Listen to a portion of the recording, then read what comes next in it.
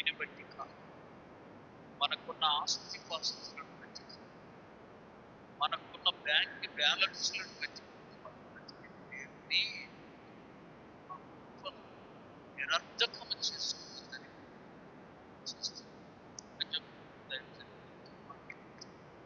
ఈ భూమి మీద ఉన్న దరిద్రం ఏంటయ్యా? భూమి మీద ఉన్న దరిద్రాలన్నింటిలో కల్లా ఫస్ట్ దరిద్రం ఏంటయ్యా? ఇది ఏం చెప్పాలా అని అనుకుంటుంటే చెప్పాడు, దేవుని సన్నిధికి దూరం అవ్వడం దరిద్రం. ఈ భూమి మీద మరొకటి చెప్పాడు. దేవుని సన్నిధికి దూరం అవుతాడే ఒక వ్యక్తి, అంతకు మించిన దరిద్రం మరొకటి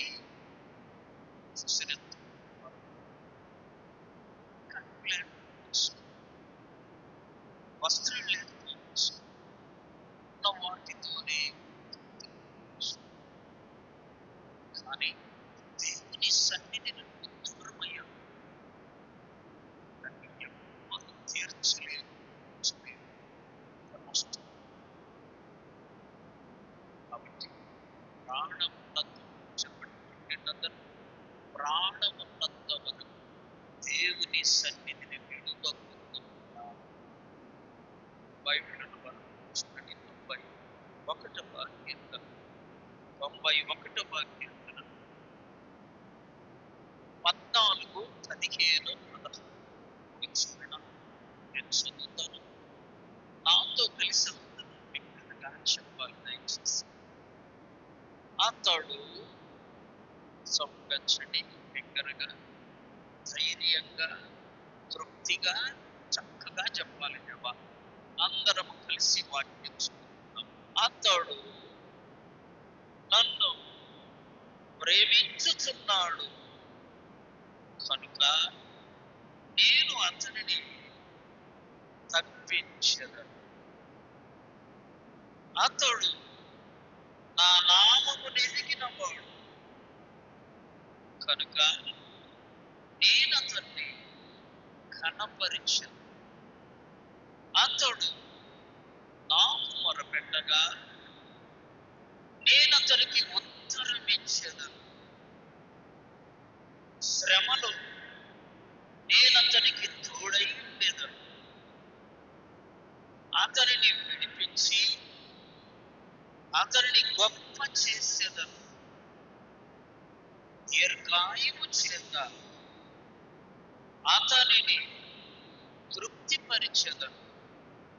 నా రక్షణ అతనికి చూపించెదను. దేవుడి వాక్యం ద్వారా మనలందరినీ బలముగా దీవించుగా. ప్రియులారా, చదవబడిన 3 చరణాలు 14, 15, 91వ కీర్తన 14, 15, 16 3 చరణాల్లో 7 ఆశీర్వాదాలు ఉన్నాయి. ఆమె చరణాలెన్ని, ఆశీర్వాదాలెన్ని? మన దేవుని ఎంత దయగలిగినవాడండి. 24 గంటలు నా కంటి రెప్పవలె నిన్ను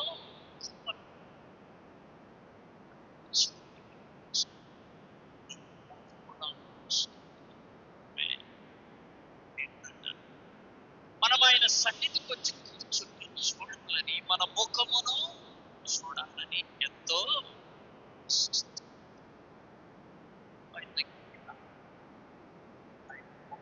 కూర్చుని అని నువ్వు అనుకుంటున్నావు. ఆయన దేవుడిని కలుసుకుని ఎవరిని కలుసుకుంటుంది? ఎంఆర్ఓను కలవాలంటే కలెక్టర్ను కలవాలంటే కలెక్టర్ ఆఫీస్కు చెప్పాలి. ఆయన్ను కలవాలంటే ఆయన ఆఫీస్కు, ఎమ్మెల్యేను కలవాలంటే ఎమ్మెల్యే ఆఫీసుకు.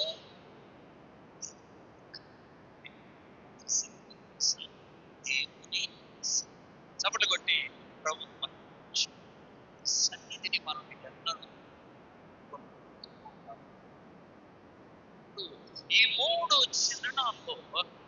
7 గొప్ప ఆశీర్వాదాలు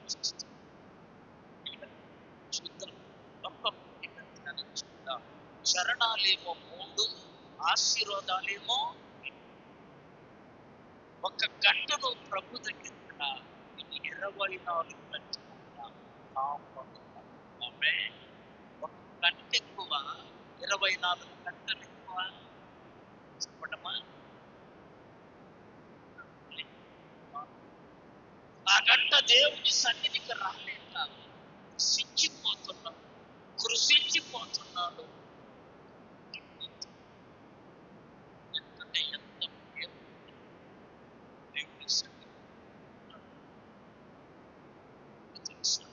ఆయన కలుసుకుని, ఆయన మనలను కలుసుకునే, మనం ఆయనను కలుసుకునే. కాబట్టి 7 ఆశీర్వాదాలు ఈ 3 చిహ్నాల్లో ఒక్కొక్కటి మనం ధ్యానం చేసుకుందాం. మొదటిది చూడండి, అతడు నన్ను ప్రేమించుచున్నాడు కనుక నేను అతనిని తప్పించెదను. చెప్పండి అందరూ, దేవుడు మనల్ని తప్పించే.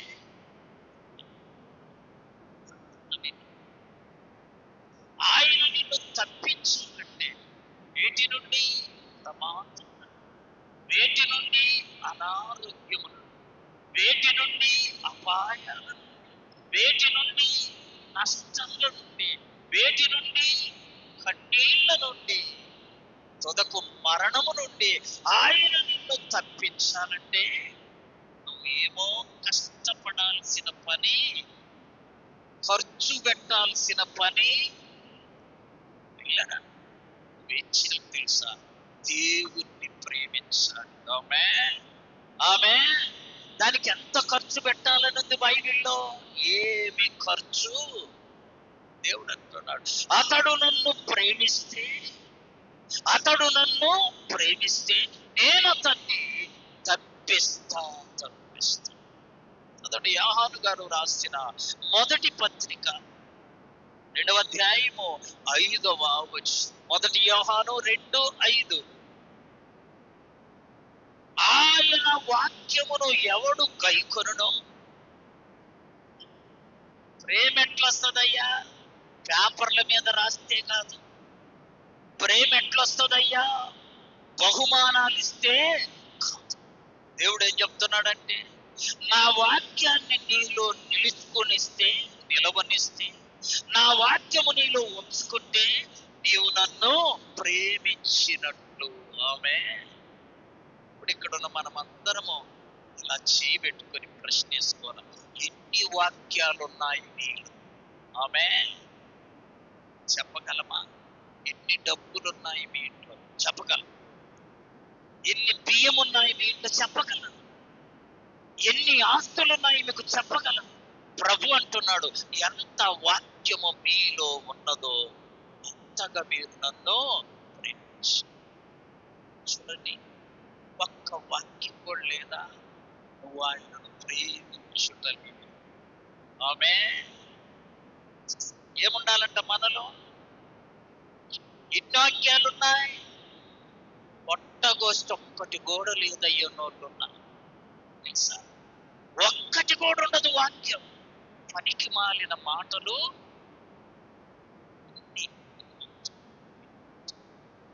వాక్యము బైబిల్ ఏం బోధిస్తుంది? ప్రభు ఏం చెప్తున్నాడు? ఎవరిలో నా వాక్యం ఉంటుందో వాడు నన్ను ప్రేమించినట్లు. చప్పట్లు కొట్టి ప్రభువును మహిమపరచడు. ఒక్క వాక్యం చెప్పగలవా? ఒక్క వాక్యము బోధించగలవా? ఒక్క వాక్యము నీ ప్రక్కోడికి వివరించగలవా? ఒక్క వాక్యం ఎత్తి ప్రార్థన చేయగలవా? ఒక వ్యక్తి నా దగ్గరికి వచ్చాయ్యా, 3 లక్షలు నాకున్న ఇల్లు అమ్మాలను, నాకున్న ఇల్లు అన్నయ్య, అంతకంటే మార్గమేమి? దేవుడు అంటున్నాడు, నీవు రోజుకొక వాక్యము ఎత్తి పట్టుకొని దేవుణ్ణి స్తుతించు. ఆమె. రోజుకు ఒక వాక్యం రాదా? రోజుకు 4 గుడ్లు తినేవాళ్ళు, రోజుకు 4 అరటికాయలు తినేవాళ్ళు ఉన్నారు, రోజుకి ఇంత తినోళ్ళు ఉన్నారు. దేవుడు ఏమంటున్నాడు? రోజుకు ఒక్క విన్నాడు ఆయన. వెళ్ళి ఇంటికి వెళ్ళి రోజు ఒక వాక్యాలు రోజుకు అలా ఎత్తి పట్టుకొని చాపన కన్నీళ్ళతో ప్రభు 3వ నెలలో ఇప్పుడు అప్పు తీరిపోయింది. చప్పట్లు కొట్టి ఎలా దేవుడు మన ఎడల చేసే కార్యాలు కంటికి, చెవికి, హృదయానికి అర్థమైందనే విశ్వాసంతో మనలో ఏముండాలి? చెప్పండి, ఏముండాలి? లేచి నిలబెట్టి ఒక్క వాక్యం చెప్పమ్మంటే, నా ప్రాణమా చెప్పండి యెహోవాను. అందుకు ప్రార్థన అయినా నేను ఆ వాక్యం చెప్పిస్తాను. అదన్న గుర్తుండు. నాకు నా ఆశ దోషని అదన్న గుర్తుంటుందని లాస్ట్లో నా ప్రాణమా, సగం మంది చెప్పండి నా ప్రాణమా అని చెప్పినది. ఆమేన్. యెహోవా నా కాపరి. ఆమేన్. ఇలా రోజుకొక వాక్యం ఎత్తిపట్టి ప్రభువుని అడుగు. నా దేవుడు నిన్ను సిగ్గుపరచువాడు. దేవుడు ఎన్నడూ తన బిడ్డలను సిగ్గుపరిచేవాడు. అయితే వాక్యం ఉంచుకోమను. ఏముంచుకోమో మిగతావన్నీ. ఒక ఆమె అయ్యే ప్రార్థనకి వెళ్తాను భర్తను అడిగితే వాడు పనికి మాలను చాలా అడుగుతున్నాడు. ఒకరోజు ఒప్పుకున్నాడు, వచ్చింది ప్రార్థనలో కూర్చుంది, వాక్యం విన్నది. ఇంటికి వెళ్ళగానే ఏం వాక్యం విన్నాము అని అడిగి తప్ప చెప్పాలి. తప్ప అడగగానే ఆమె చదువుతున్నాడు, ఏదో వాక్యం కానండి ఓ చెప్పిండు. చెప్పండి ఏంటిది? చెప్పింది. ఆ వాక్యం ఏందో చెప్పమంటే ఆమె అంటుందంట, ఏదో వాక్యం అయ్యా, కాకపోతే ఆ కర్ర తీసుకొని 4 గోబీ వద్దంటే వెళ్ళినప్పుడు కనీసము ఒక్క వాక్యం చెప్పలేవా అని ఎవరెవరు వచ్చారో చెప్పన్నాడు ప్రార్థన. మన ఇంటి పక్క వచ్చింది చెప్పాలి, ఇంటి ఎదురామ వచ్చింది, పలానోళ్ళందరూ ఏం చీరలు కట్టుకోవచ్చు. ఆమె ఎర్ర చీర కట్టుకుంది, ఈమె పచ్చ, అన్నీ చెప్తాం. ఏం చెప్పలేకపోయింది చెప్పాలి. నీలో ఉంటే ప్రభువును ప్రేమించిన. చదువు మా మాట మరలా. 1 యోహాను పత్రిక 2వ అధ్యాయము 5వ వచనం. ఆయన వాక్యము ఎవరిలో ఉండి దాన్ని కైకొంటారో వారిలో ఏముంటది? దేవుని వాక్యం ఉందా నీలో? ఈ రాత్రి ప్రయత్నం చేయి. నీలో ఒక్క వాక్యమన ఉంచుకో. నీ హృదయం అని పలక మీద ఒక వాక్యము. ఎందుకో తెలుసా? వాక్యము చెప్పండి, ఆది యందు వాక్యం, వాక్యము దేవుని యందు, వాక్యము వాక్యముంటే చెప్పాలి దేవుడు నీలో. కాబట్టి వాక్యాన్ని హృదయములో ఉంచుకొని వాక్య ప్రకారము జీవించుదుముగాక. ఒక ఒక్కడి ఆ రోజుల్లో మిలిటరీకి వెళ్ళాడు. మిలిటరీకి వెళ్తే వెళ్ళేటప్పుడు ఆ తల్లి ఒక చిన్న ఎర్రటి క్రొత్త నిబంధన బైబిల్ ఉండే, అప్పుడు చిన్నగా వచ్చేయి, అట్ట ఎర్రగా ఉండేది, అంతంత బైబిల్. ఆ బైబిల్ ఇచ్చి కొడుకు చెప్పిందంటయ్యా, నువ్వు ఎక్కడికి వెళుతున్నా, డ్యూటీలో ఎక్కడికి వెళుతున్నా, బయటికి ఎక్కడికి వెళుతున్నా, ఈ వాక్యము నీ దగ్గర. ఆ కుమారుడు మంచి ఎక్కడికి వెళ్తున్నా షర్ట్ తీసి ఇక్కడ పెట్టేసుకొని వెళ్ళిపోయాడు. ఒకరోజు అనుకోకుండా యుద్ధానికి వెళ్ళాల్సి వచ్చింది. యుద్ధానికి వెళ్ళేటప్పుడు కూడా చెప్పండి బైబిల్ తీసి ఇక్కడ పెట్టుకుని అవతలున్న శత్రువుని చూసి కాల్చాడు. గుండె మీద ఎక్కడుంటుంది గుండె? నమ్మకుండా చెప్పండి ఎక్కడుంటది? కూడా మనమే ఇక్కడ ఉంటది కదా. అక్కడ కాల్చేసరికి ఆ గుండొచ్చి ఇలా తగిలి వెనక్కి వెళ్ళిపోయి వాడిని చంపిందంట. ఇతనికి ఏ హాని చప్పటి కొట్టి వాక్యం మనలను ఏం చేస్తుంది? తప్పిస్తుంది. చెప్పాలి ఏం చేస్తుంది? దేని నుండి తప్పిస్తుంది? కన్నీ ఉన్నాయి వాక్యం. చదవండి 116వ కీర్తన 8వ చరణం. మరణము నుండి, దేని నుండి? మరణము నుండి. మరణం ప్రియులారా అనేక చెప్పాలి ఎన్ని మార్లు? మనకు తెలియకుండానే మరణం మనల్ని కాటేయాలని చూస్తాడు సాతాను. అయితే దేవుడు ఆ మరణము నుండి మనలను కాపాడు. ఆమేన్. బాగా ప్రార్థనా పరురాలైన ఒక అమ్మాయికి వచ్చా ప్రార్థన ఎదగని వాడిని చేసుకోవాల్సి వస్తుంది. ఎంత ప్రార్థన చేసినా మారదు. ఎంత ప్రభు సన్నిధిలో కన్నీరు కార్చిన వానిలో అయితే పట్టు విడవకుండా చెప్పాలి. ఎలా? పట్టు విడవకుండా ప్రార్థన చేస్తాం.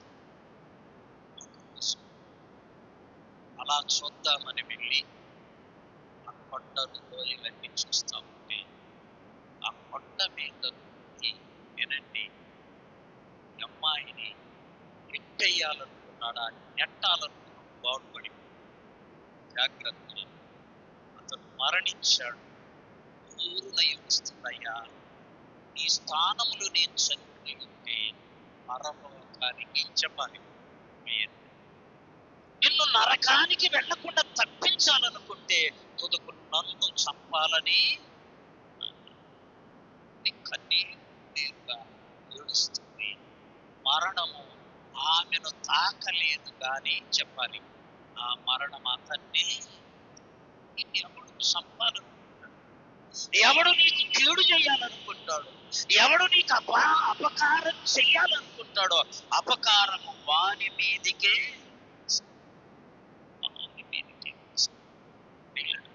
మన దేవుడు చెప్పాలి మరణం చెప్పాలి తప్పించే చదుమా మరణము నుండి నా ప్రాణమును కన్నీళ్లు విడవకుండా నా కన్నులను జారి పడకుండా నా పాదములను దేవుడు ఏం చేస్తాడు చెప్పాలి?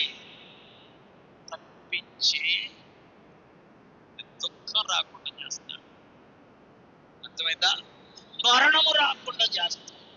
జారి పడకుండా చెప్పాలి కాపాడే కన్నీళ్లు విడవకుండా నా కన్నులను జారి పడకుండా నా పాదములను చదుమా తప్పించేది. ఆమేన్ ఆమేన్. అందరూ పడిపోవచ్చు, నిన్ను పడనివ్వడు దేవుడు. ఎందుకో తెలుసా? ఆయన నిన్ను తప్పించి ఎన్ని సాక్ష్యాలు ఉన్నావు, ఎన్ని సాక్ష్యాలు. ప్రభువారు అనేక మార్లు తప్పిస్తూ 10 మంది కలిసి ఊళ్ళో పనికి ఎంతమంది వెళితే ఆ 10 మందిలో 9 మంది అన్యులు, దేవుణ్ణి ఎనగని వాడు. ఒకడు మాత్రం ప్రార్థనా పరుడు. ఎలాంటి వాడంట? మధ్యాహ్నం అయిన తర్వాత చక్కగా అందరూ కూర్చొని ఎవరి సద్యోలు నింపుకొని తింటున్నారు. ప్రభు నమ్ముకున్న బిడ్డ ప్రార్థన సత్యాల పెట్టాడు. ప్రభువా ఈ రోజు నీవు నాకు ఆహారం ఇచ్చినందుకు వందనాలయ్యా. మంచి ఆహారం ఇచ్చావయ్యా, వందనాలయ్యా. ఆహారం భుజించబోతున్నానయ్యా, నన్ను దీవించయ్యా, ఆహారం దీవించయ్యా అని ప్రార్థన చేసుకుంటుంటే ఒక్కొక్కొచ్చి సద్దిని కాస్త తీసుకొని ఒక్కడు కూడా దాన్ని ఆపనే. ఇప్పుడేనండి లోకం అలా ఉంటది. ఆమె వాడు ఏం చూస్తే ఏమనలేదు అందు, వాడు ఏమి ఇంకా తీసుకుపోతే బాగుండు అనుకుంటాడు వాడు మనస్సులో. 9 మంది చూస్తున్నారంట, ఎవడు ఏమి ఏమో 9 మంది అరిస్తే కుక్క ఏమయ్యేది? కళ్ళు తెరిసి ఆమెనని చూసరికి సద్ది అలా చూస్తూ పరిగెత్తుకుంటూ వెళ్ళి ఆ కుక్క అక్కడ పెట్టేసి వెళ్ళిపోయింది. ఆ సద్ది తీసుకుని వెనుకకు తిరగగానే ఆ కొండ ఇరిగి పడి 9 మంది చనిపోయారు. దేవుడు తన బిడ్డను తప్పించాడు. చప్పట్లు కొట్టి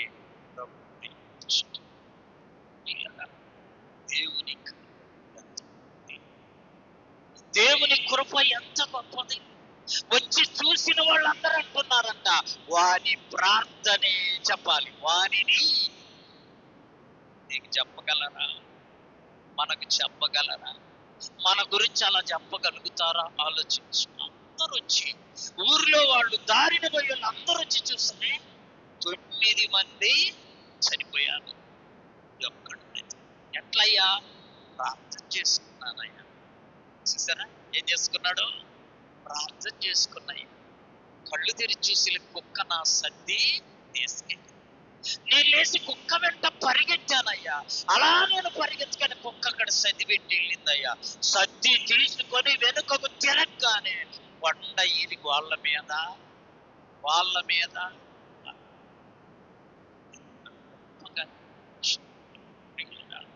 అతడు నన్ను ప్రేమించుచున్నాడు కనుక నేను అతనిని 68వ కీర్తన 20వ చరణం చదవా. 68, 20.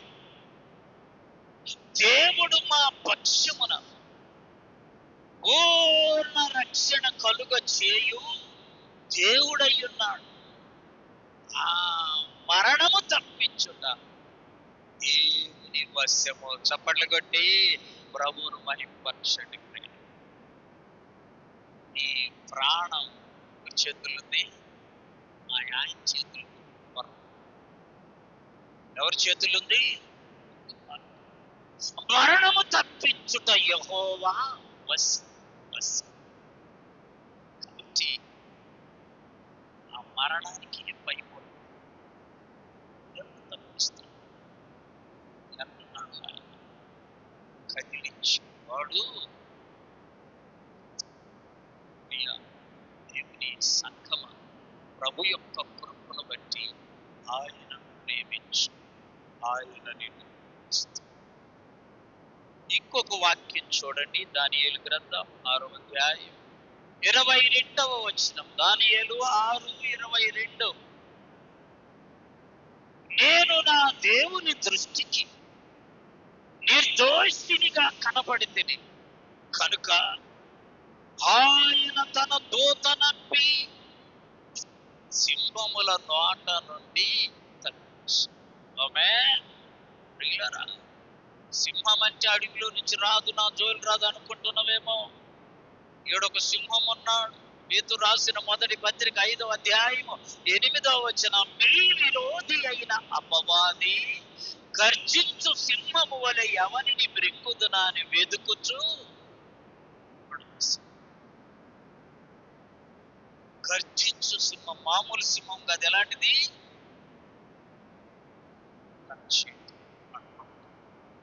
దాని నోటిలో అలా ఉండాలి అని అంటే ఏం చేయాలో తెలుసా? యేసయ్యను ప్రేమించు, యేసయ్య వాక్యం నీలో దాచు. ఆమేన్. ఎవరి యందు ఆయన వాక్యం ఉంటుందో, ఎవడు ఆయన వాక్యాన్ని హృదయంలో భద్రపరుచుకుంటాడో ఆ వ్యక్తిని దేవుడు ప్రమాదాల నుండి, అనారోగ్యము నుండి, అపాయముల నుండి చెప్పాలి కొరకే ఏం చేయాలమ్మా? దేవుని వాక్యాన్ని హృదయంలో భద్రపరుచుకుని దాని ప్రకారం జీవించుగాక. నాకు మిత్రులు ఈ మధ్య కలిసి ఇద్దరు కుమారుడు, మొదటి కుమారుడు టీచర్ అయ్యాడు, రెండో కుమారుడికి చాలా కాలం ఉద్యోగం రాకపోతే ప్రతి దినం ప్రార్థన చేశారు. దాదాపు 5 సంవత్సరాలు ప్రార్థన చేస్తే విమానాశ్రయంలో వచ్చింది అని ఏమన్నాడో తెలుసా? 63వ కీర్తన మొదటి చరణం చదవండి. 63వ కీర్తన మొదటి చరణం. దేవా నా దేవుడవు నీవే, వేకువనే నేను నిన్ను.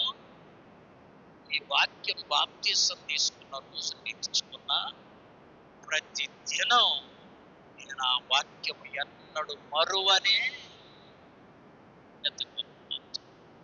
బాప్తిసం తీసుకున్నప్పుడు కొన్ని మాటలు చెప్తాము, ఆ దొడ్లో వదిలేసిపోతారు కొంతమంది. ఏంటి? దేవుని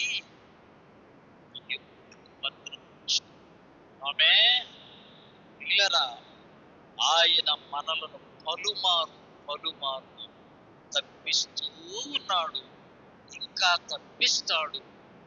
తప్పించే దేవుడు అనే వాక్యం ద్వారా మన బలపడుదుగాక. ఒక మాట, అతడు నన్ను ప్రేమించుతున్నాడు కనుక నేను అతనిని ప్రేమించడం అంటే లెటర్ రాయడమా? కాదు.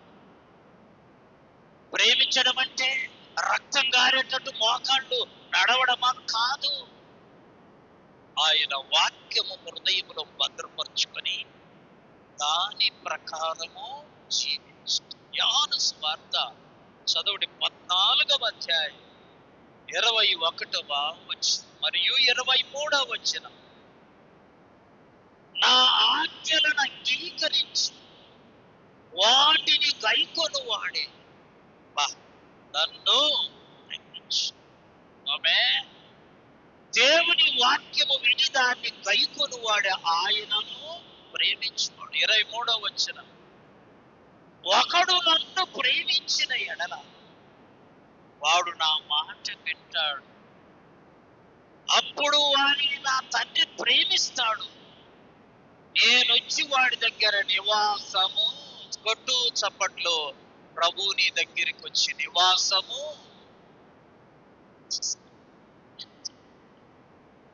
ఇప్పుడు చెప్పండి, మనం ఎవరిని ప్రేమిద్దాం? నాకు చెప్ప, ఎవరిని ప్రేమిద్దాం? ప్రేమించటం అంటే అర్థమేంది? వాక్యాన్ని హృదయంలో భద్రపరచుకోవడం, దాని ప్రకారము జీవించటం. దేవుడిని అపాయాల నుండి చెప్పాలి, తప్పిస్తుంది, ప్రమాదాల నుండి, మరణము నుండి, కన్నీళ్లు రాకుండా, జారి పడకుండా చెప్పటమ్మా తప్పిస్తాడు. ఆమె చూసరి నుండి తప్పిస్తాడు. బండి దొరుకుని పోతా పాప మంచి తల్లి కేందండ పుచ్చి పడ్డ. ఈ తల్లి పడతానన్న భయం లేదా? ఆమె ఎంత గొప్ప ప్రేమమ్మా!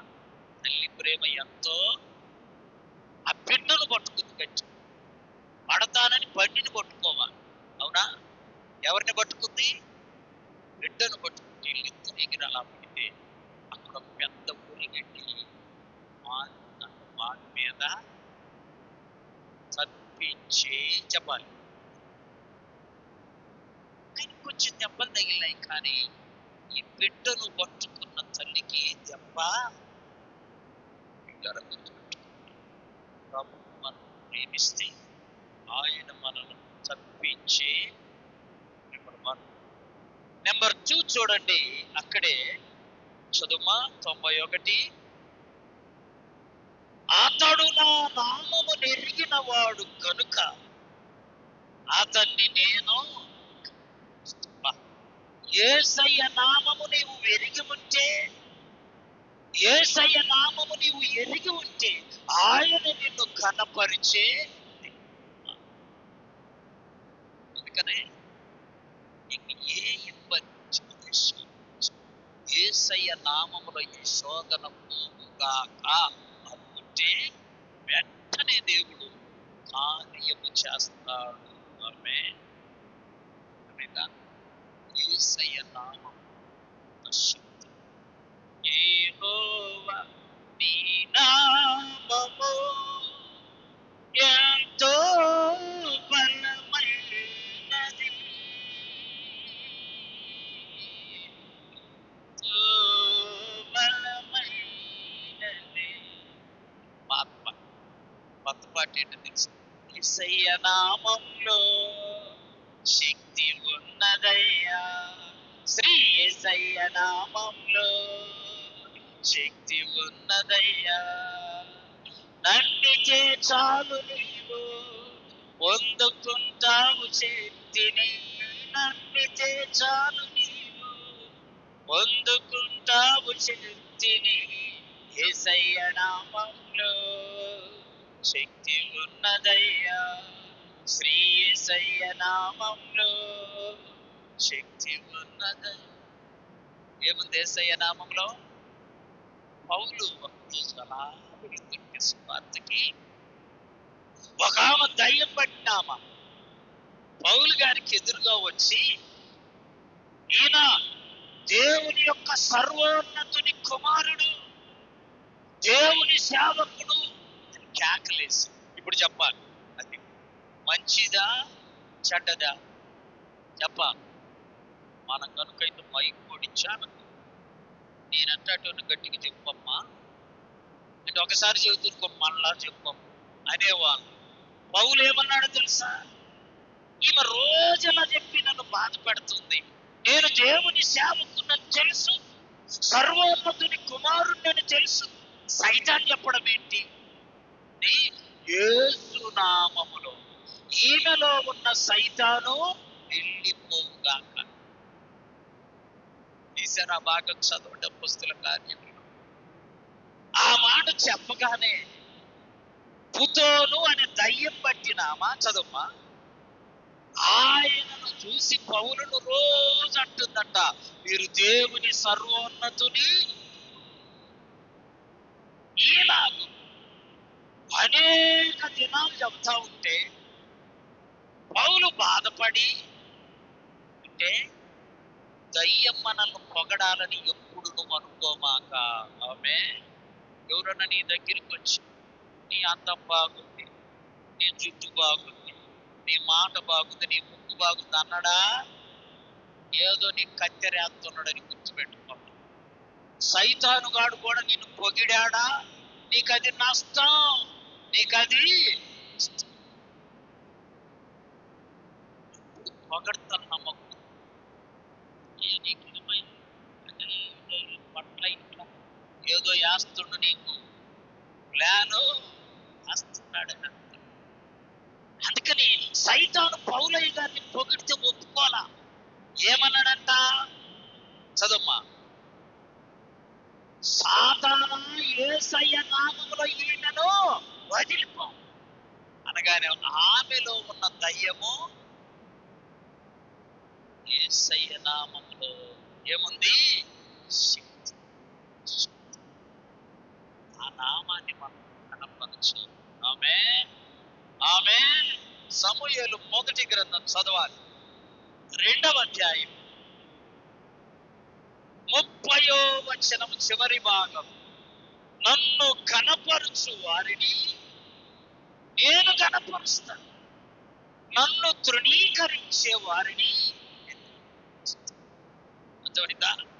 దేవుణ్ణి నువ్వు కనపరిస్తే ఆయన కూడా నిన్ను, ఆయనను నువ్వు తృణీకరిస్తే ఆయన నిన్ను కూడా. బైబిల్లో దేవుణ్ణి కనపరిచే విధానం ఉన్నాయి. ఒకటి చూడండి, దేవుని యొక్క పరిశుద్ధ గ్రంథంలో సామెతల గ్రంథం 3వ అధ్యాయం 9వ వచనం. సామెతలు 3:9. ఈ రాబడి అంతటిలో ప్రథమ ఫలమిచ్చి నీ ఆస్తిలో భాగమిచ్చి దేవుణ్ణి కనపరచడం అంటే నీ ఆస్తి అంతటిలో దేవుని భాగం దేవునికి, నీ రాబడి అంతటిలో దేవుని భాగం దేవునికి ఇస్తే నీవు ఆయనను కనపరిచిన.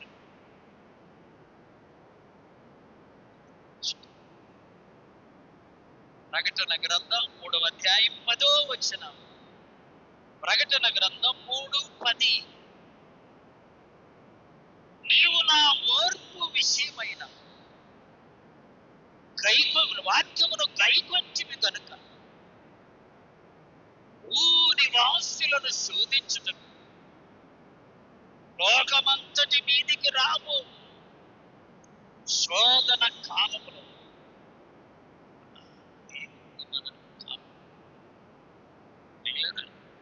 ఇంగ్లీష్ బైబిల్లో కనము ఆననడు అంటే దేవుడు మనల్ని శ్రమల్లో కనపరిచాను. దేవుని కనపరిస్తే ఆయన కూడా నిన్ను చెప్పాలి. ఆయన కనపరిచేది, ఆయనను కనపరచడం అంటే చూడండి వాక్యంలో సమూయేలు మొదటి గ్రంథం 17వ అధ్యాయం 45వ వచనం. దావీదు నీవు కత్తియు ఈటయు వల్లెమును ధరించుకొని వాటిని నమ్ముకొని నా మీదకి వస్తున్నాను. అయితే నీవు తిరస్కరించిన సైన్యములకు అధిపతియకు యెహోవా నామం పేరట నేను నీ మీదికి చేయను. దావీదును ఒక ఆమె పల్లెటూరు ప్రాంతానికి వెళ్తే బాగా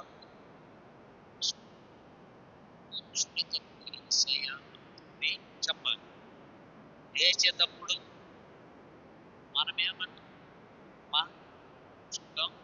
అయ్యా అని తప్ప మనకి ఆమె ఎన్ని మార్లు కూర్చుండని మాకు కూర్చుంటుంది. లేచేటప్పుడు కూడా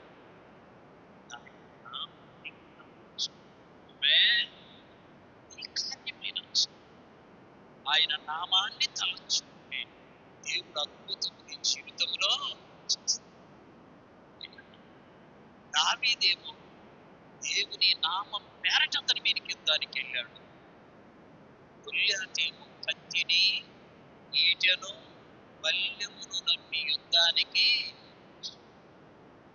దేవుని నామాన్ని దావీదు పిలిచాడు. కత్తిని గొల్లియాతు ప్రభు నామాన్నే కనపరచు, ప్రభు నామాన్ని మహిమపరచు. జీవు నిన్ను దాటి కొన్ని యొక్క వాక్యంలో చూడండి. హెబ్రీయులకు రాసిన పత్రిక 7వ అధ్యాయము 1వ వచనం. రాజులను సంహారము చేసి అబ్రహామును ఎవడు కలుసుకుని ఆశీర్వదించను? ఎవనికి అబ్రహాం అతని ఆస్తిలో రాబడిలో 10వ భాగము ఇచ్చను. మహోన్నతుడైన దేవుని నామం, యేసయ్య నామంలో మనం ఏ కార్యమైన చేస్తే జయము నిన్ను దాటిపోనే. కాబట్టి 2 విషయాలు నేర్చుకున్నాం.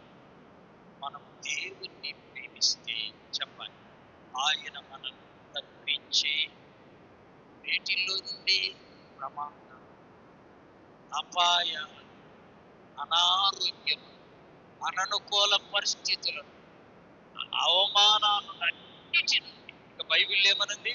మరణము నుండి తప్పించి.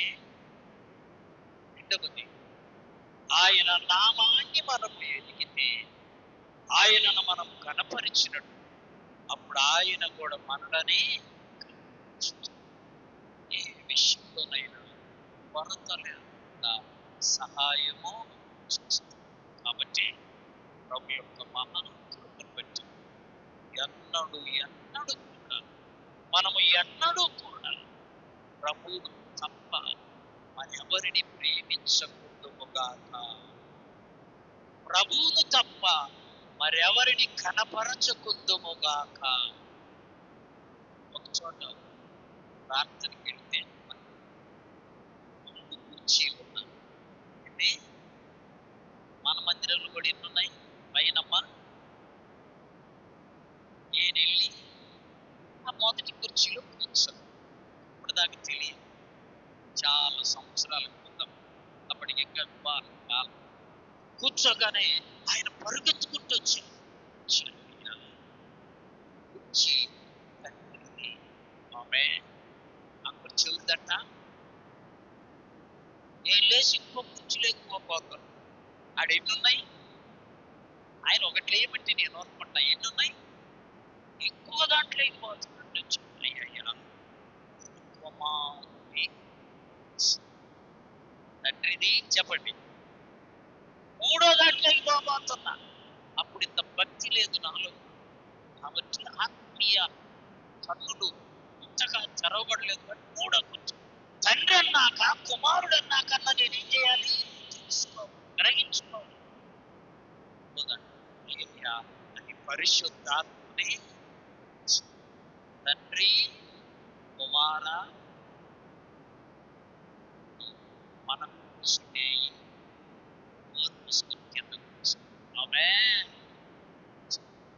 ఆయనను మనం కనపరిస్తే చెప్పాలి, ఆయన మనలని కనపరిచి ఇప్పుడు చూసుకోండి.